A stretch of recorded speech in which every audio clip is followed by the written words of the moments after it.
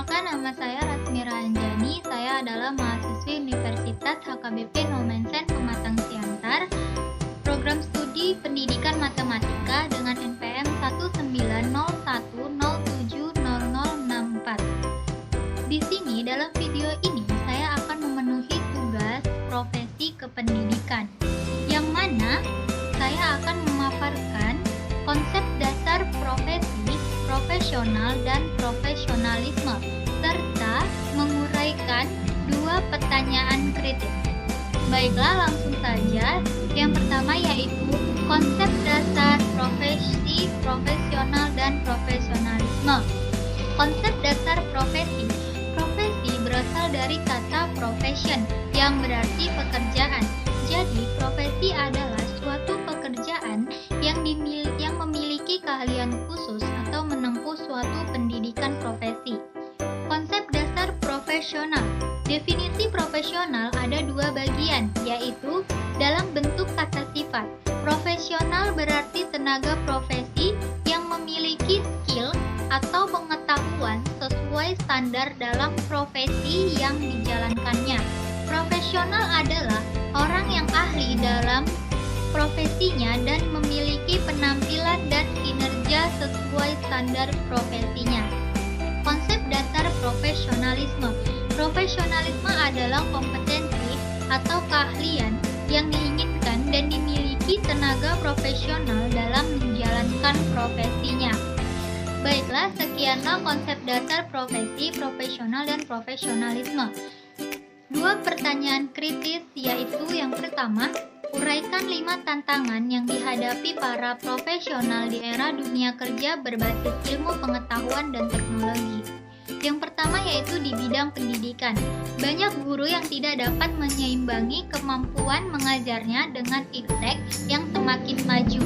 Contohnya, seorang guru yang kurang pemahaman terhadap teknologi akan mempengaruhi kualitas pembelajaran dan rasa malas untuk menyediakan konten video atau pembelajaran melalui teknologi dikarenakan sulit memahami penggunaan teknologi tersebut.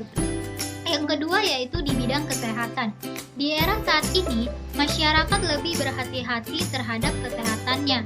Tidak seperti dulu, jika ingin mengetahui tentang kesehatan, harus datang ke rumah sakit atau ke klinik. Tetapi saat ini ada yang namanya teknologi berupa situs kesehatan. Disinilah para tenaga medis dapat menjual jasanya dan teknologi ini dapat menjadi tantangan bagi tenaga medis yang kurang pemahamannya terhadap penggunaan teknologi ini, sehingga akibatnya tidak dapat menjual jasanya di situs kesehatan tersebut. Yang ketiga yaitu di bidang jurnalisme. Di era saat ini, informasi lebih banyak didapat dari teknologi yaitu internet. Jadi, tantangan untuk para wartawan yaitu berita yang didapatnya yang akan disiarkan di televisi akan berkurang, dan apabila wartawan ini tidak kreatif dan bijak dalam menggunakan teknologi, maka beritanya tidak dapat tersiarkan. Yang keempat yaitu di bidang perkantoran.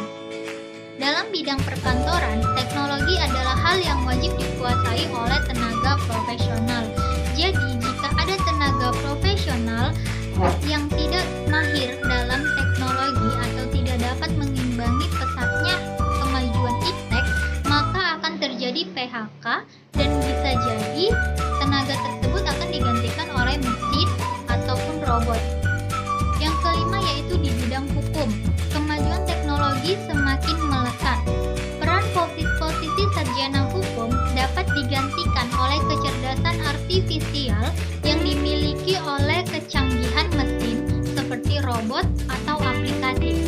Contoh, sebuah firma hukum di Washington, Amerika Serikat, Baker Hostetler, sudah menggunakan keterampilan robot untuk membantu menyelesaikan perkara kepailitan. Inilah tantangan bagi sarjana hukum yang harus memiliki nilai yang lebih agar tidak tergantikan oleh mesin. Baiklah, demikianlah tantangan bagi tenaga profesional. Yang kedua yaitu uraikan langkah solutif atau antisipatif yang harus dilakukan para tenaga profesional.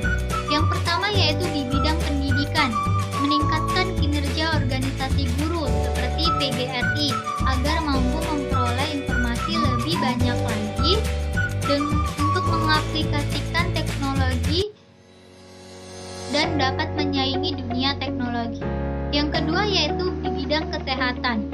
Para tenaga medis harus mampu mengaplikasikan teknologi dalam profesinya dengan cara mempelajari lebih dalam lagi teknologi. Yang ketiga yaitu adanya pelatihan bagi tenaga profesional untuk mengetahui dan mempelajari kemajuan teknologi.